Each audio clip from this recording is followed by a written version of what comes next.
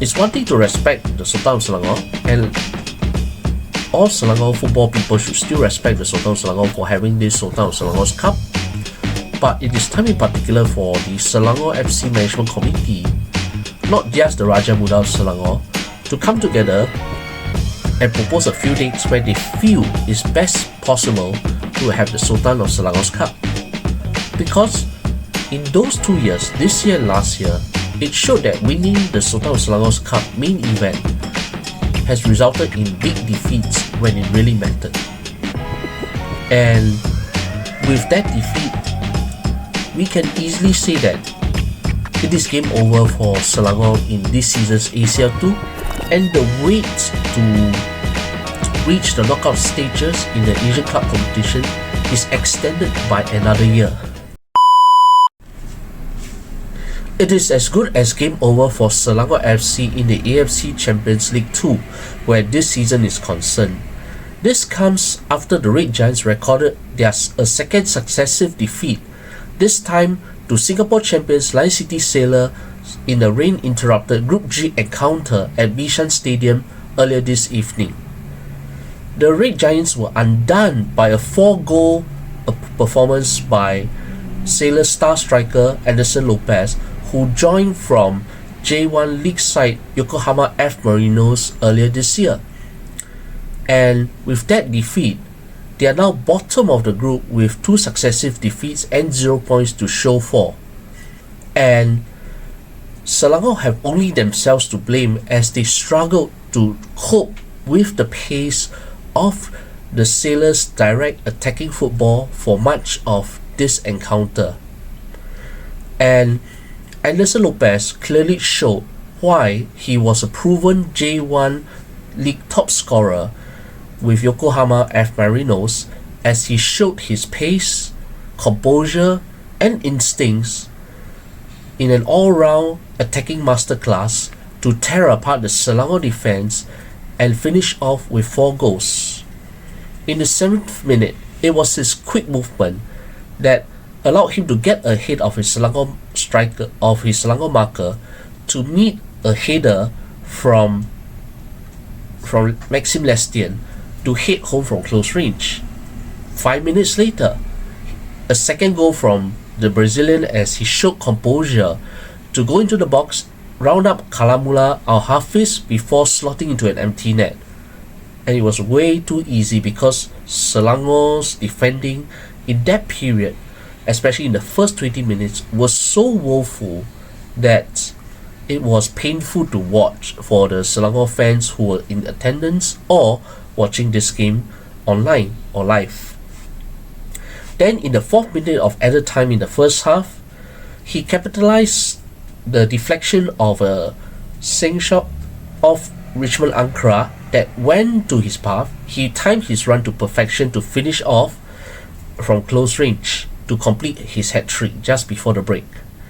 Then in the 54th minute, again, he found the space and he timed his run perfectly to meet a Bad Ramsala cross to score at the far post, and it was a demonstration of calm finishing as a top striker would show when it comes to matches. And he could have gotten 5 goals in the 60th minute with only Kalamula to beat after receiving a Diogo Costa cross from the left.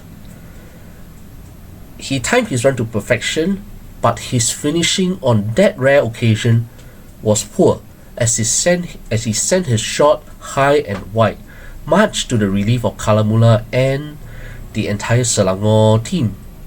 Otherwise, it could have been an entire Anderson Lopez show in tearing up a Selangor defense, and rather a Selangor team that is still adjusting to life under their new head coach Christophe Gamel, who took up the post on the eve of the Sultans of Selangor's Cup on Friday. And after this match, it is pretty evident that Gamel has his work cut out in one specific area. Selangor have been quite woeful in their defending this year, even when they were winning. Very rarely did Kalamula enjoy a clean sheet, And apart from one really solid backs to the wall performance away at Buriram United in the ASEAN Club Championship Shopee Cup, at times it appeared that whether it was Kazuhito Kinoshi's back 5 with 3 centre backs or Gamel's back 4 with 2 centre backs, in this Sailors game, it was Shahrul Nazim who deputized for the suspended Harith Haikal and Richmond Ankara, with Jordanian centre-back Abor Nadi being relegated to the bench and only coming on for Shahrul in midway in the second half. So that entire defending, while it was left to be desired at times, but Sailors totally tore them apart with their quick transitions, especially when they saw that their fullbacks, Kevin Diroram and Quentin Chek, drifting far out into the midfield or even further down close to the final third. And it was this rather lopsided approach in defense that allowed the Sailors to capitalize with their quick thinking and quick reaction following turnovers in possession, where they could deliver direct balls to their powerful front three of Anderson Lopez in the middle, Bart Ramsala on the left, and Maxime Lestienne on the right. These three, along with Leonard T, are capable of causing many defenses in this part of the world major problems with their direct running, excellent technique, and quick decision making. And Selangor paid the price dearly for their woeful defending, especially in the first 20 minutes. I mean, knowing that Selangor were rather weak defensively, and particularly with Gamel wanting to introduce a new tactical approach, following the rather more counter-attacking style of Kinoshi's that led to mixed results this season and probably was the cause of his dismissal before the Sultan of Selangor's Cup. But still, when you put only Shahrul Nazim and Richmond Ankara is a strong, tall defender, but at times his decision making and positioning may not be the best. And you have Shahrul.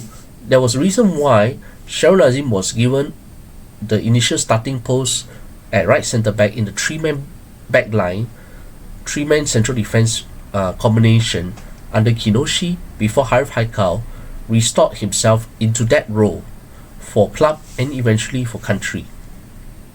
So, where this is concerned, and you have Dioram on the left, who likes to bomb down on the left, on this side, and you got Quentin Cheng, whose energetic displays, particularly on the right, has been a revelation in what has been otherwise a mediocre season for Selangor, as they currently languish in the middle of the domestic league standings and are already 1 foot towards the exit door of this ACL2 campaign. And in this particular first half alone, you can see how ill-disciplined the way Selangor defended, especially in the first 20 minutes. All Sailors had to do was to just quickly make quick transitions, and before Selangor could react, the Sailors were already in the final third, ready to cause as much damage as possible. And I will utilize 3 of the 4 goals that Selangor conceded as cases in point on how poorly organised Selangor were defensively.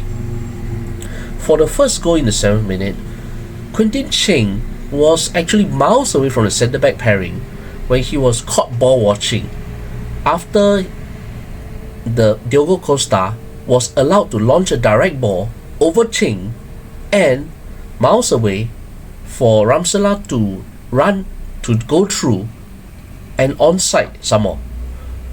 And that poor decision making saw Selangor retreat.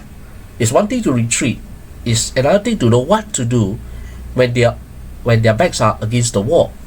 And unlike the Buriram game where they hung on for dear life, they fought with so much tenacity and putting their bodies on the line, this was more like ball watching and allowing the Sailors to dictate their tempo, as All sailors had to do was swing one cross after another, and for another pass, another cross, another set play.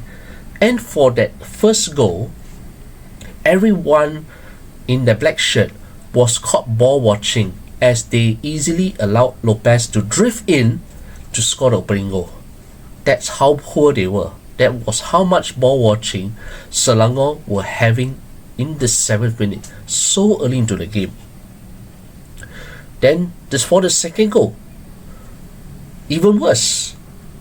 Imagine losing possession inside your own box. Never mind the first, your own defensive third. That was how Cheng was called out when he lost possession with a missed pass that reached the feet of a sailor instead, and Sharul Nazim, who was closest to Cheng in defense, simply allowed Diogo Costa to drift in and run free down the goal line on the left. And weak attempts to challenge a white shirt allowed Lopez to just drift in, beat Kalamula and score. Yes, Lopez's finishing and movement was vital, but equally culpable was the Selangor defense failure to track the runs, to track the movements, and to read what sailors were trying to do tactically in the attacking third. And for the fourth goal that Selangor conceded, this is the third case in point. Sharul Nazim, this time once again, was a culprit. He lost possession in his own half, and that allowed Ramsala to run free down the left and initiate a counter-attack with a cross that led to Lopez finishing at the far post with a calm finish that is routine for all top strikers, whether it's in this part of the world or worldwide. It's one thing for Lopez to finish coolly, but why was Ramsala afforded so much space to run and Sharul Nazim struggling to even close him down after he lost the ball?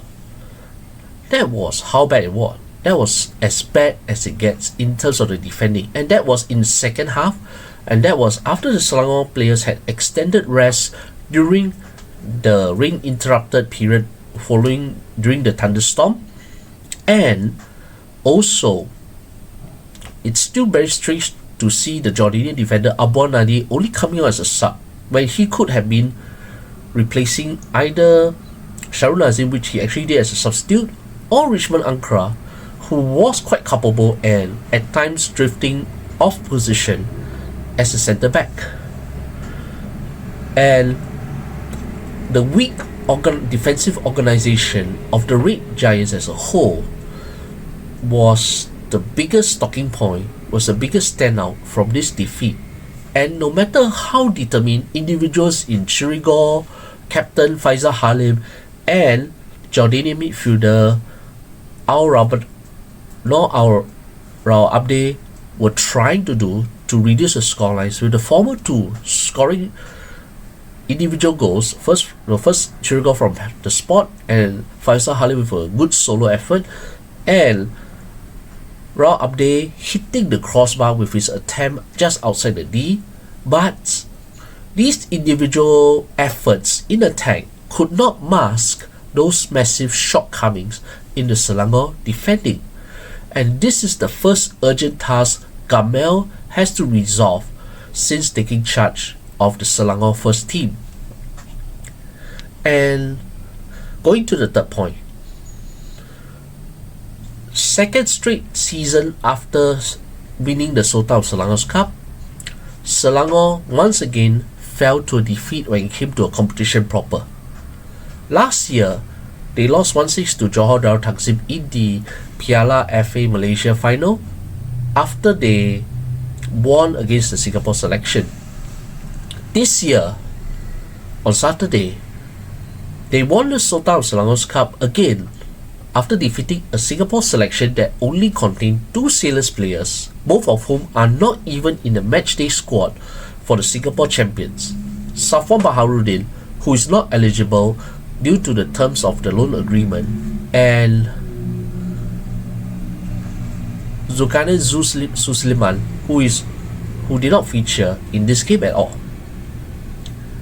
And yet, this allowed many of the other sailors who were not involved in the weekend to be fresh and ready for their Asian assignment. On the other hand, the majority, if not all, of the Selangor squad that played tonight were also involved in the Sultan of Selangor's Cup over the weekend. And that fatigue, with little time for recovery and still getting to terms with perhaps Kinoshi's sacking, and more importantly, how Gamel wants the Merah Kuning to play, that is something that Selangor was still getting to grips with. And the short period of time after the SOS Cup game, which was essentially a glorified friendly, would not have helped matters, because the players still had to rest, still had to recover, and they'll have little time to prepare tactically for this match, compared to the sailors who had the entire weekend, and I think even the past week, to at least look at what Selangor were doing for much of this season before the two teams met tonight. And with all respect to His Royal Highness the Sultan of Selangor Cups, who desires to continue the tradition of this friendship football tournament between Singapore and Selangor, the former Malaysia Cup rivals, through the decades in over a century. But I do think that it is time for not just the organisers of the SOS Cup, Sultan of Selangor's Cup, but also Selangor FC to find a way to find a date in advance, obviously with final approval coming from His Royal Highness the Sultan of Selangor, to really determine what works best, so that to entertain His Royal Highness and to give him the good football that he wants to see on his occasion is not compromised by their competitiveness in when the stakes are real in those tournaments and competitions that really matter in the long season that they had.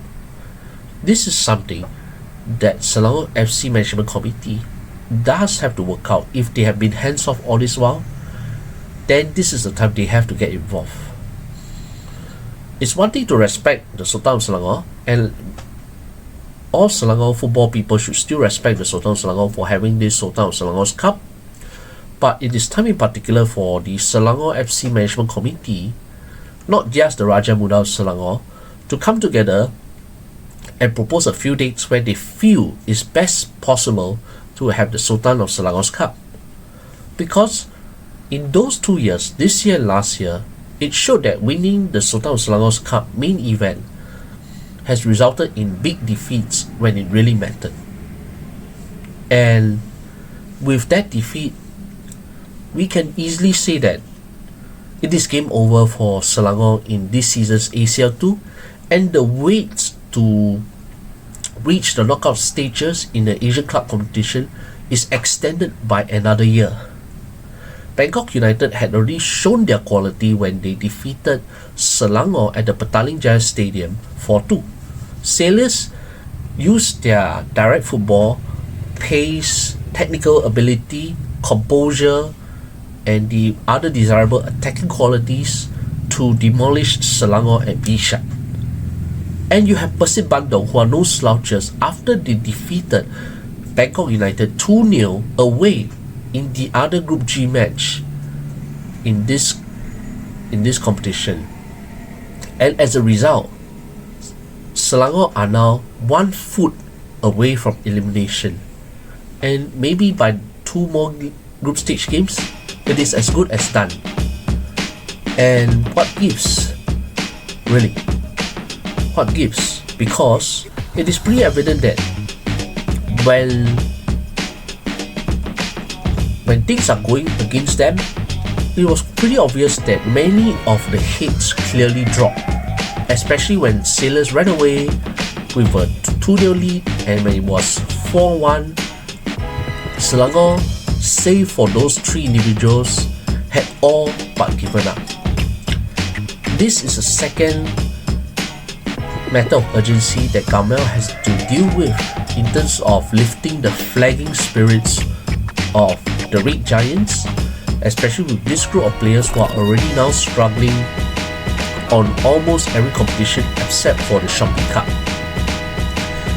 And with that, it's pretty clear that unless Selangor could win 4 straight games for the remainder of Group G, otherwise it is pretty certain that their Asian campaign is already as good as pronounced as game over after this 2-4 defeat.